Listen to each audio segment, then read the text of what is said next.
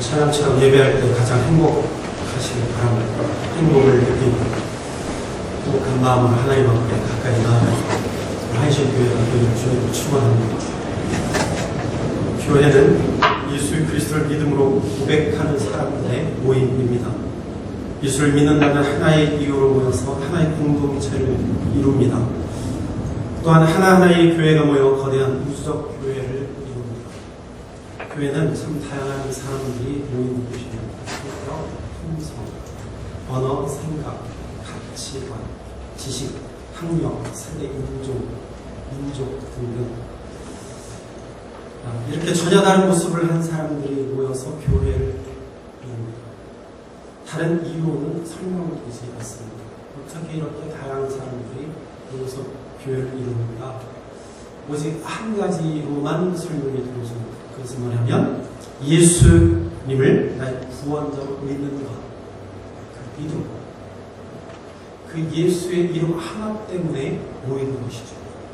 다른 것으로는 절대로 설명이 되지 않습니다. 교회는 하나님 나라의 표본이기 때문에 모이면 찬양하고 예배드리고 교제하고 교육하고 전도를 하고 기쁘고 즐거워야 합니다. 우리 교회가 이러한 교회가 되기를 바랍니다. 날마다 즐겁고 행복하고 예배하는 것이 즐겁고 그래서 우리 마음 가운데 늘 하나님 주시는 은혜로 넘치는 우리 공동체 가운데 은혜로 넘치는 하나님께 드리는 감사가 넘치는 그러한 교회가 되기를 바랍니다.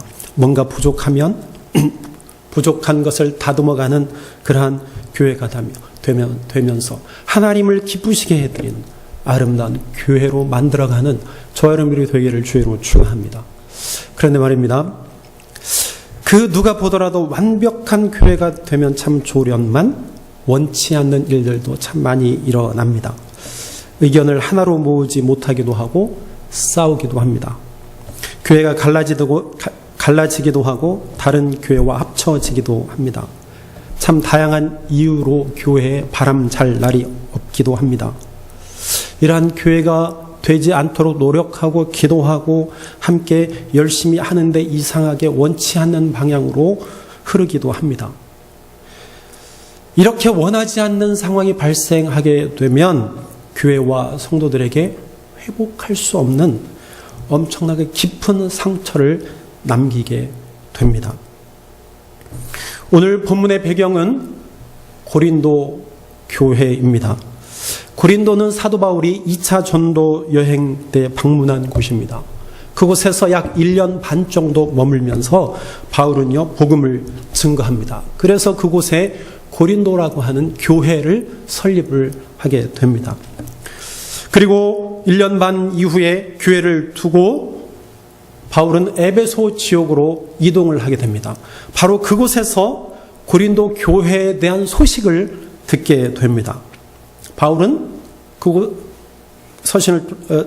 인편을 통해서 좋은 소식을 듣기도 합니다. 고린도 교회가 예수 그리스도를 날마다 기다리고 있다는 그런 소식을 듣게 되어집니다. 그런데 좋은 소식도 들었지만 좋지 않은 소식도 듣게 되었습니다. 우상에게 바쳤던 제물을 먹어야 하는지에 대한 문제, 은사에 대한 문제 등등 여러 가지 문제가 되는 소식을 바울이 듣게 됩니다. 그 중에서 파벌에 대한 문제도 듣게 되었습니다. 즉, 4개의 파벌이 생겨서 교회가 심각하게 분열되어지고 있다는 소식을 접하게 됩니다. 바울은 이러한 소식을 듣고 마음이 몹시 아팠습니다. 그래서 고린도 전서를 이제 쓰게 되어지죠. 첫 번째 편지를 그래서 쓰게 되어지는 것입니다. 고린도전서 1장 10절 12절에 보면 이렇게 말씀합니다. 형제들아, 내가 우리 주 예수 그리스도의 이름으로 너희를 권하노니 모두가 같은 말을 하고 너희 가운데 분쟁이 없이 같은 마음과 같은 뜻으로 온전히 합하라. 내 형제들아, 글로의 지편으로 너희에 대한 말이 내게 들리니 곧 너희 가운데 분쟁이 있다는 것이라. 내가 이것을 말하거니와 너희가 각각 이르되 나는 바울에게, 나는 아볼로에게, 나는 게바에게, 나는 그리스도에게 속한 자라 한 것이니라. 4개의 분파가 생겼습니다. 바울파, 아볼로파, 게바파, 그리스도파. 한 교회 내에 이렇게 4개의 분파가 나뉘었습니다. 그래서 어떤 문제가 생기면 그 문제를 풀어가는 과정에서 각기 다른 주장을 하게 되고 도리어 그것으로 인해서 더 큰 분쟁으로 이어져 갔습니다. 그것이 바로 고린도 교회의 모습이었습니다. 오늘 본문 3장에서는 2개 파만이 언급이 되어집니다. 아볼로파, 바울파. 아마 이 2개 파가 주도권을 잡은 것으로 생각이 되어집니다. 아마도 힘 있는 자 혹은 어떠한 높은 지위에 있는 자, 어쨌든 이 2개 파가 주류였던 것으로 생각이 됩니다. 왜 이렇게 이들은 서로 나누어서 분쟁했을까요? 왜 이렇게 파로 나누어서 분쟁했을까요? 그것은요, 다름 아니라 주도권에 대한 다툼이었습니다. 주도권. 고린도 교회를 세운 바울이라고 하는 구심점이 사라지니까 서로가 서로를 존중하지 못했습니다. 그리고 서로 사랑하지도 못했습니다. 원만하게 협력하지도 못했고 자기 세력을 늘려서 교회 의사결정을 주도하려고 했습니다. 이러한 때 자기의 중심 세력을 자기 편으로 자기가 중심이 되어서 다른 사람들을 자기 편으로 삼기 위해서 육신적인 승부욕까지 발동이 되었습니다. 이렇게 파벌을 형성해서 서로 다투고 있는 고린도 교회를 향해서 바울은 이렇게 말합니다. 본문 3, 4절에 너희는 아직도 육신에 속한 자로다. 너희 가운데 시기와 분쟁이 있으니 어찌 육신에 속하여 사람을 따라 행함이 아니리요. 어떤 이는 말하되 나는 바울에게라 하고 다른 이는 나는 아볼로에게라 하니 너희가 육에 속한 사람이 아니에요. 너희는 육에 속한 사람이다. 이렇게 말합니다. 바울은요, 바로 고린도 교회에 생긴 파벌, 분열, 이것은 육적인 생각과 육적인 삶에서 왔음을 강조하고 있습니다. 이들은요, 성숙하지 못한 그리스도인들이었습니다. 이러한 육적인 일은 신앙과 믿음에는 전혀 도움이 되지 않는 일이라고 강조합니다. 그래서 바울은 본문 1, 2절에서 육신에 속한 자들로서 어린 아이와 같이 내가 대한다 그렇게 말하고 있습니다. 이것은 바울이요 고린도 교회를 무시해서 이렇게 이야기하는 것이 아니에요. 바울은요 진심을 담아서 그리고 하루속히 고린도 교회가 회복되어지기를 원하는 마음을 담아서 이렇게 이야기를 한 것입니다. 바울은 고린도 성도들에게요 젖을 먹이고 밥을 먹이지 않았습니다. 이들은 너무 어려서 밥을 소화할 수 없었습니다. 그들에게 하나님의 사랑과 은혜로 가르쳤습니다. 오직 바울은 하나님의 은혜와 사랑으로만 그들을 보듬고 그들을 섬기고 그들을 이끌었습니다. 젖은 부드러운 음식이고 밥은 딱딱한 음식입니다. 우리는 예수님을 믿음으로 죄의 사함을 받고 영생을 얻었습니다. 십자가를 통해서 우리의 죄를 용서함 받고 우리는 자유롭게 되었습니다. 부활의 예수를 믿음으로 우리는 성령 충만함을 입었습니다. 예수를 그리스도로 믿었으면 이제는 우리는 고린도 교회 성도들은요 성장해야만 했습니다. 즉 밥을 먹어야 돼요. 그것은 뭐냐? 자기를 부인하고 십자가의 길을 걷는 것입니다. 나를 내려놓고 십자가를 지는 거예요. 하나님 말씀에 순종하고 희생을 배우고 또 헌신을 배우고 전도하는 것, 예수 그리스도를 증거하는 것, 이러한 것들을 배우고 정말 딱딱한 밥을 먹고 소화를 시켜야 되는 것이죠. 그러나 이것 그렇게 쉽지 않았던 것 같아요. 여전히 고린도 교회는요 젖만 먹고 있었어요. 밥을 먹지 못하고, 즉 성장하지 못하고 제자리에 멈춰 있었다라는 것이죠. 예수님도 제자들에게요 십자가에 대해서 수없이 말씀을 하셨습니다. 제자들에게 몇 번에 걸쳐서 나는 죽을 것이다. 그리고 다시 살아날 것이다. 그러나 제자들은요, 그 말씀을 들었지만 제대로 이해하지 못했습니다. 도대체 예수님이 왜 죽으십니까? 아니, 죽었다가 어떻게 살아납니까? 제자들이 잘 이해하지 못했지만 예수님은 그래도 여전히 반복적으로 제자들에게 죽음과 부활에 대해서 가르쳤습니다. 그래서 제자들이 참된 십자가의 용사로 하나님의 자녀로 성장하기를 예수님도 원하셨습니다. 바울은 고린도 교회 성도들이 육적인 사람에서 벗어나 성숙한 그리스도인이 가져야 될 것. 정말 고린도 교회가 이제는 어린아이에서 성숙한 어른이 되기 위해서 무엇을 가져야 되는가? 그 핵심을 우리에게 오늘 말씀에서 가르쳐 주고 있습니다. 그것이 6절 7절의 말씀입니다. 나는 심었고 아볼로는 물을 주었으되 오직 하나님께서 자라나게 하셨나니 그런즉 심는 이나 물 주는 이는 아무것도 아니로되 오직 자라게 하시는 이는 하나님뿐이니라. 하나님뿐이니라. 바울은요, 식물을 키우는 비유를 통해서 우리에게 설명을 했습니다. 바울은 하나님의 나라의 복음을 전했습니다. 예수님께서 세례 요한이 전하셨던 하나님 나라의 복음, 똑같이 바울도 하나님 나라의 복음에 대해서 전했어요. 기쁜 소식, 예수 그리스도의 복음을 전했습니다. 그는 씨를 뿌린 사람이에요. 아볼로는 그 위에 물을 주는 사람이에요.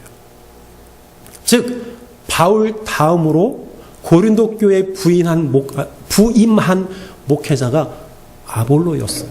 그래서 아볼로는 그 위에 물을 주었습니다. 그래서 그 교회를 잘 양육하던 사람이었습니다. 이러한 것을 두고 바울의 역할이 더 중요하다. 아니야. 아볼로의 역할이 더 중요하다. 이러한 일들로 서로 다투는 것은 온당한 일이 아니라고 바울은 지금 이야기하고 있습니다. 이렇게 주장하는 것은 어린아이와 같다는 거예요. 우리에게 복음을 심어주었으니 바울이 더 중요해. 아니야.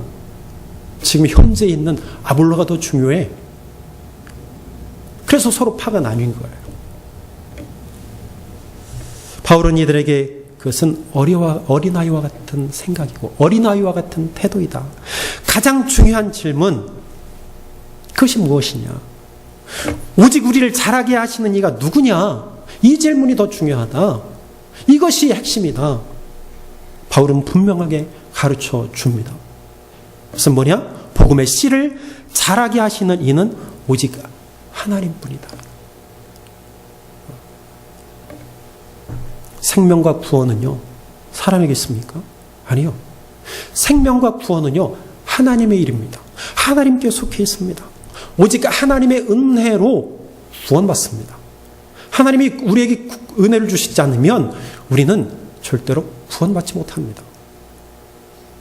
하나님이 용서해 주시지 않으면 우리는 용서받지 못합니다. 아담과 하와가 죄를 짓고 숨었습니다. 하나님께서 그들을 부르셨죠. 그들에게 가죽옷을 입혀주셨습니다. 그것은 회복을 의미합니다. 용서를 의미합니다. 하나님의 은혜가 아니면 우리는 죽을 수밖에 없습니다. 하나님 우리를 사랑하셔서 아들 예수 그리스도를 보내주셨습니다. 그게 은혜예요. 그게 복입니다. 그 예수 그리스도를 통하여서 하나님 우리의 죄를 용서하시고 하나님께 나올 수 있는 길을 우리에게 열어주셨다는 것이죠. 즉 자라나게 하시는 분은 오직 여호와 하나님 한 분밖에 없다는 거예요. 그러므로 자라나게 하시는 분이 하나님이라는 사실을 알고 모든 교회의 사역을 감당하는 자가 성숙한 성도라는 거예요.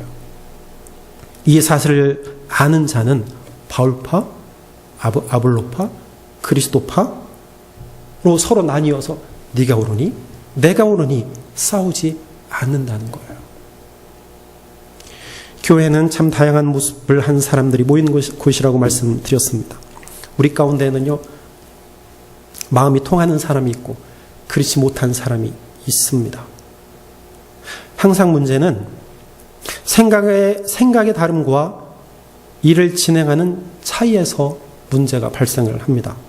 그리고 그 문제에만 집착을 해서 교회와 신앙생활에서 가장 중요한 본질, 즉 우리를 자라나게 하시는 하나님, 그 하나님을 놓치게 된다는 거예요. 교회에 이처럼 큰 불행이 어디 있습니까? 우리가 하나님을 예배하고 하나님을 섬기고 예수 그리스도를 믿는데 어떤 문제가 생기면 그 문제에만 집착해요. 그러다 보니까 본질이 사라져. 본질은 뒷전이에요.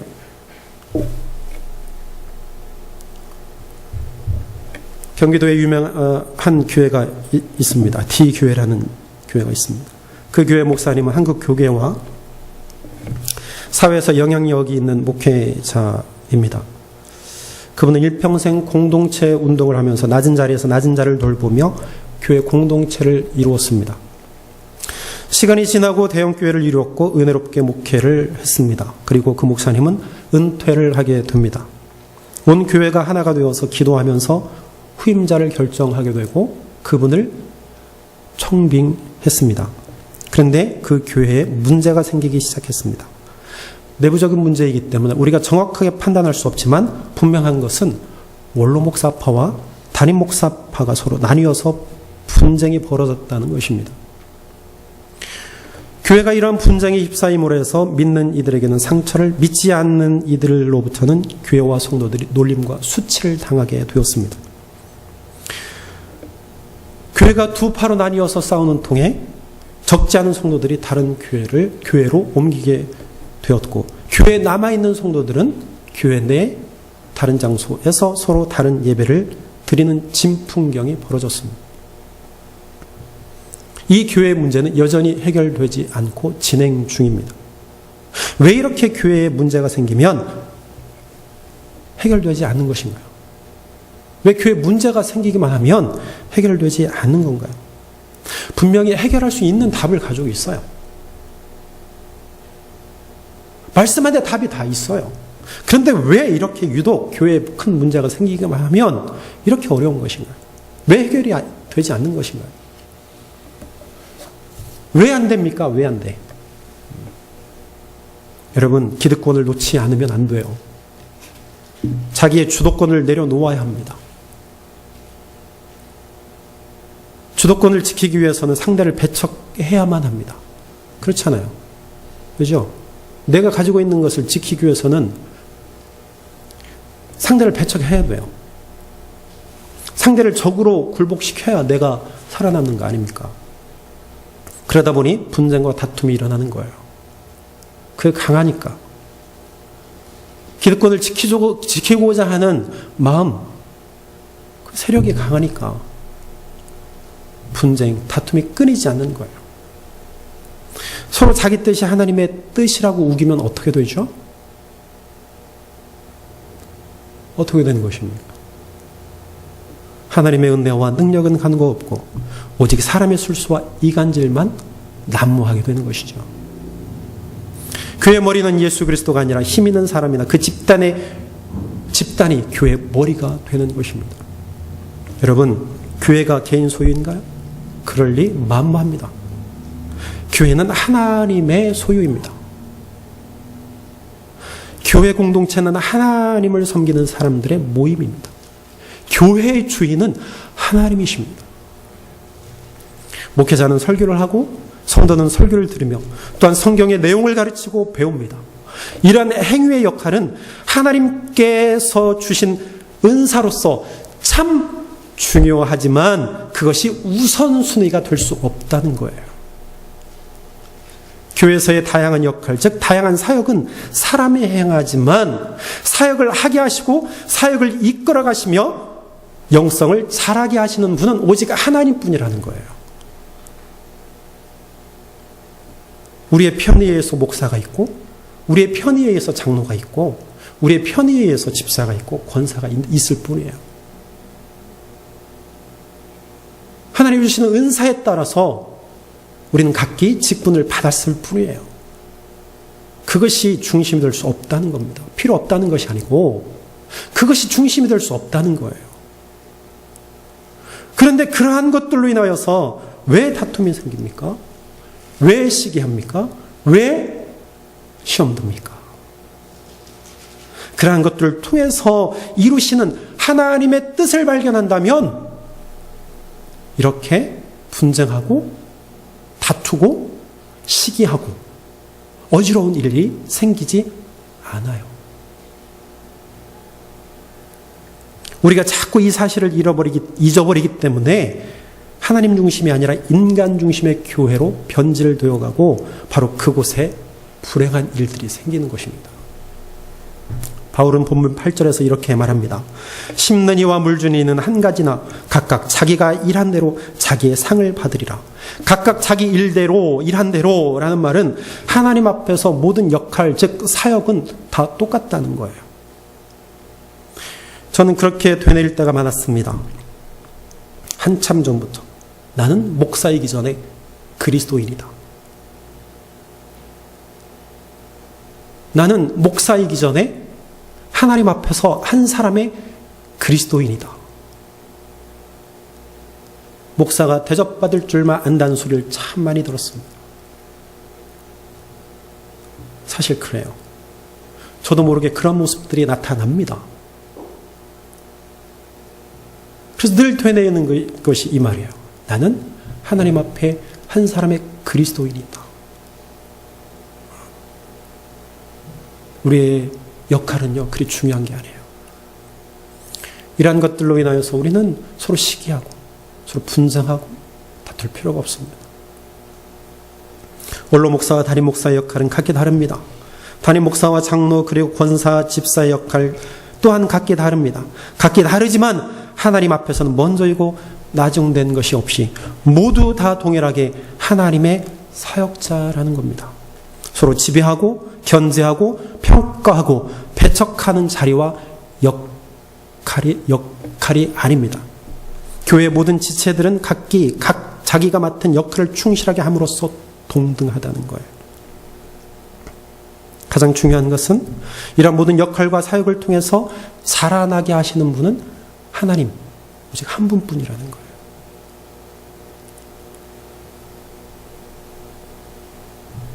큰 역할이나 작은 역할이 다 우리를 자라게 하시는 그 하나님과 다 연결이 되어 있습니다.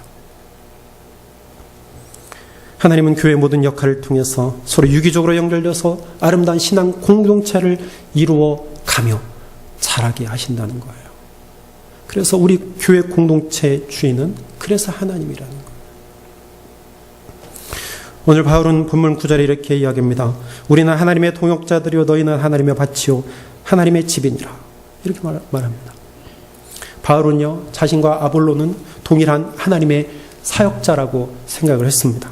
그리고 고린도 교회 성도들을 하나님의 밭이요 집이라고 말합니다. 엄밀하게 말해서 이 모두가 다 하나님의 동역자, 하나님의 소유라는 것을 강조하고 있는 것입니다. 교회는 하나님의 영, 하나님의 말씀으로 움직여야 합니다. 그렇지 않고 영과 말씀의 지시를 거부하고 사람의 세속적 판단과 이해에 따라서 좌지우지 된다면 겉모양은 교회이지만 육신이 지배하는 공간일 뿐입니다. 불행이죠. 불행이에요. 교회는 하나님의 밭입니다. 밭에는 곡식이 자라야 하고 그곳에 열매를 맺어야 합니다. 마찬가지로 교회에서는 새 생명이 자라게 됩니다. 우리는 교회를 중심으로 생명이 자라게 해야 합니다. 교회는 바울의 밭도 아니고 아볼로의 밭도 아닙니다. 교회는 하나님의 밭입니다. 세계 모든 교회가 다 하나님의 밭입니다. 사람을 중심으로 분파를 하고 시기하고 싸우면 안 된다는 것이죠. 또한 교회는 하나님의 집입니다. 교회에 하나님이 거하셔야 참다운 하나님의 집입니다. 하나님이 거하시지 않으면 누가 거해요? 마귀가 거하겠죠. 그러면 그곳은 하나님의 집이 아니요 마귀의 집이에요. 산당이 되는 겁니다. 하나님의 집이 아니고 하나님의 성전이 아니고 산당이 되는 거예요. 이스라엘 백성들이 그렇게 산당을 지었잖아요. 교회에서 성도가 서로 싸우고 나누어지면 사단의 집이 됩니다. 우리는 하나님 안에서 사랑의 공동체를 이루는 데 힘써야 됩니다. 우리 교회는 어떤 교회여야 하겠습니까? 교회는 주님이 핏값으로 사신 공동체입니다. 우리 한신교회도 그 중에 하나입니다. 생명의 주권자이신 하나님께서 우리의 목숨 하나하나를 보살피시듯이 우리 교회 하나하나를 하나님께서 살피시고 자라게 하십니다. 우리에게는 외적인 성장도 중요하지만 내적인 성장이 더 중요합니다. 우리에게 힘써 예수님의 십자가에 동참하고 예수 그리스도를 높이는 가운데 우리 한신교회가 성숙해지기를 바랍니다. 사람 중심이 아닌 하나님 중심이 되기를 기도합니다. 하나님의 말씀과 성령님이 살아서 역사하시는 한신교회가 되도록 더욱 주님을 의지하십시다. 주님을 따른다는 것은 주님의 마음을 품고 주님의 손과 발이 되어 산다는 뜻입니다. 가련한 사람이 사람의 벗이 되어주고 우는 이의 곁에 머물고 배고픈 이의 이를 먹여야 할 때 우리는 빛을 따라 사는 사람이 되는 것입니다. 바울은 오늘 본문에서 하나님께서 자라게 하신다. 하나님께서 자라게 하신다는 사실을 강조했습니다. 하나님만이 하나님의 방식으로 우리의 삶을 지켜주십니다. 이 사실을 믿음으로 받아들이는 자만이 주어진 사명을 교회 안에서 세상 가운데서 충성되이 감당하게 될 것이며 하나님이 주시는 귀한 상을 받게 될 것입니다. 기도하겠습니다.